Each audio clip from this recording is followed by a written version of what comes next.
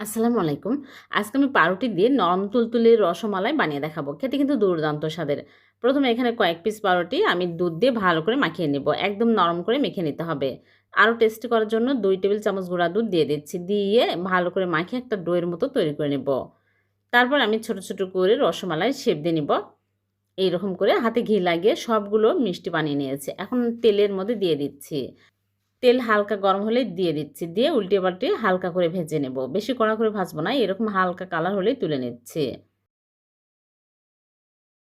সবগুলো মিষ্টি তুলে তারপরে এগুলো মালাইয়ের মধ্যে দিব। এর জন্য চুলায় প্যান বসিয়ে দিয়ে দিচ্ছি চিনি ২ টেবিল চামচ। চিনি দিয়ে চিনি নেড়েচেড়ে ক্যারামেল হয়ে আসলে এর মধ্যে দিয়ে দিচ্ছি লিকুইড দুধ। ২ কাপ লিকুইড দুধ দিয়ে দিলাম। আর এখানে ২ টেবিল চামচ গুঁড়া দুধ দুধের সাথে মিক্স করে দিয়ে দিচ্ছি। তাহলে মালাইটা ঘন হবে, খেতে অনেক টেস্টি হবে। বলক উঠে আসছে, মিষ্টিগুলো দিয়ে আমি ঢেকে ৫ মিনিট জাল করে নেব। ৫ মিনিট পর আমি নেড়েচেড়ে চুলা থেকে নামিয়ে নেব। চুলা থেকে নামিয়ে ঢেকে রেখে দেবো। ঠান্ডা হলে সার্ভ করে আপনাদেরকে দেখাবো। খুবই টেস্টি হয়। এভাবে রসমালাই বানিয়ে দেখবেন, অনেক মজার হয় খেতে। ভিডিওটি ভালো লাগলে লাইক, কমেন্ট, শেয়ার করে দেবেন। আবার দেখা হবে এরকম নতুন কোনো রেসিপিতে। সে পর্যন্ত ভালো থাকবেন। আর বড় ভিডিও দেখতে চাইলে পেজে দেওয়া আছে, দেখে নেবেন। আল্লাহ হাফেজ।